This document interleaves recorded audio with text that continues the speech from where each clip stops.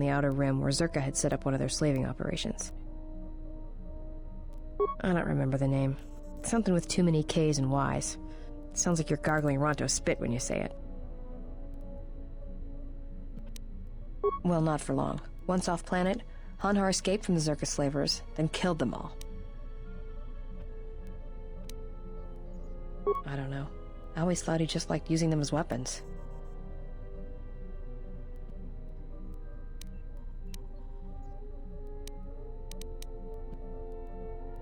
Well, before you get too proud of him, Hanhar figured Zerka had the right idea. I don't think he understood the concept of slavery before, at least on the scale that Zerka practiced it. But now he did. You ever hear of Dursan 3, or the ID cluster colonies? Right, that's because Hanhar happened. He makes what happened to his homeworld look like an exercise in community building. He's not a bounty hunter. He's a slaver. A predator. It's like he's out to enslave or kill every human in the galaxy, like he's trying to settle some huge score or debt. I don't get it, but he's dangerous. I was prey. And not only did I escape, but I saved his life while doing it. He's been hunting me ever since. I don't pretend to understand it, but among his people, they have these codes of honor. But somewhere along the line, Hanhar's got twisted. His people form these things called life debts. If you save the life of one of them, they pledge themselves to you.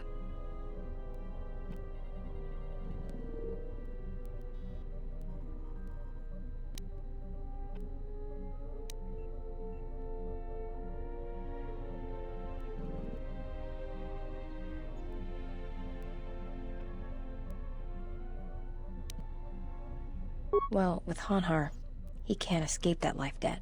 It's bred into him. But he hates every other living thing in the galaxy, so pledging himself to someone else, especially a human, was unbearable. So when I saved his life, it was the worst thing I could do. It was like slavery all over again. But it was in his head. It was like it pushed him over the edge. A life debt to Hanhar is a death sentence. He'll hunt you until you're dead. When I saved his life, it meant he had to kill me. And so he kept chasing me in hopes I would die. I think the fact I showed him mercy after hating humans for so long, that was something he couldn't stand. Yeah, tell me about it. Like I said, I get the impression a life debt's supposed to be a gift. But to Hanhar, it's more like a curse to both people involved. Oh, I'm glad he's gone. It's like a weight off my shoulders. I don't have to keep watching my back every minute, wondering when he's going to show up. And he always did. It's like he always knew where I was.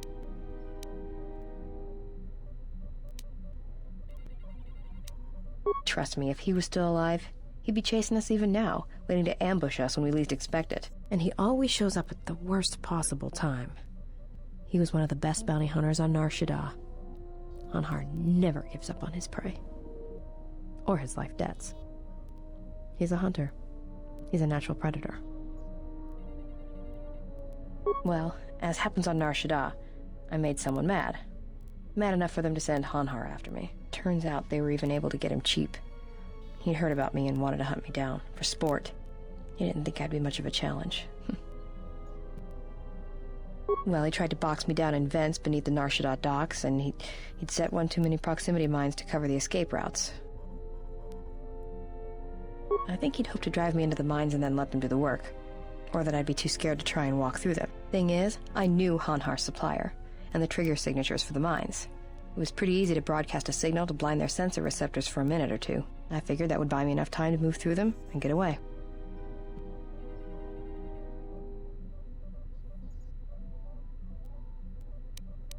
No, it isn't. I spent most of my childhood hauling mines and munitions. I got to know my way around them. If I hadn't, I wouldn't be here right now. Like I said, I disarmed the trigger fuses for enough of the mines to get by, temporarily. And Hanhar was pretty fast on my trail. I just made it to safety when he hit the first one. The blast leveled the entire ventilation section, and Hanhar was caught right in the middle, and he survived. Barely. He was crawling around, blinded from the flash and the plasma burns. And it happened so fast. All the blood had been scabbed and crusted from the flash. I had the drop on him, and even blind, he knew it. He could still hear me. My ears were ringing from the blast, but I could hear him. I think he was begging me to let him live.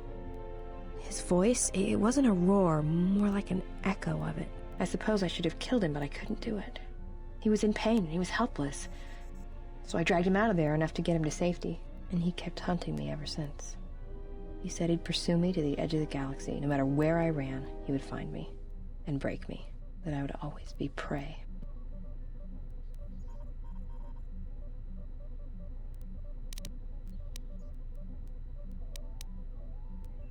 Maybe. I've thought about that moment. A lot. Wondered if I would do things differently if I had another chance.